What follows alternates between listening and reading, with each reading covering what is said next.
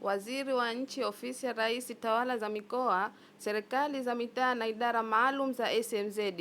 Mheshimiwa Idrisa Kitwana Mustafa amesema serikali inaendelea kuimarisha matumizi ya teknolojia katika usajili wa vizazi na vifo ili kuongeza upatikanaji wa takwimu sahihi na utoaji wa huduma bora kwa wananchi.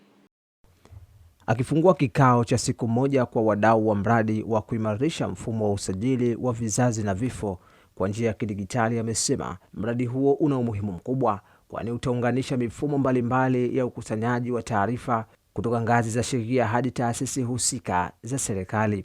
hatua ambayo itaongeza ufanisi katika usimamizi wa taarifa za matukio ya kijamii. Najua sasa hivi ni very rare, lakini bado ipo. Kwa mfano sasa hivi mtu anajifungulia nyumbani, wapo, kwa sababu mtu hajui siku zake zipi za kujifungua, uchungu unamjia nyumbani,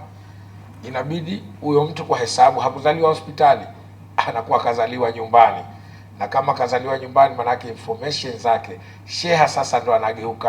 anageuka mtu wa taarifa za hospitali kupeleka wapi, kuleta kwenye mifumo yetu ya vizazi na vifo. Mkurugenzi mtendaji wa wakala wa usajili wa matukio ya kijamii Mohamed Ame Makame amesema mradi huo unalenga kuimarisha usajili wa vizazi na vifo kupitia matumizi ya teknolojia ya kisasa, ikiwa ni pamoja na usambazaji wa vishikwambi kwa masheha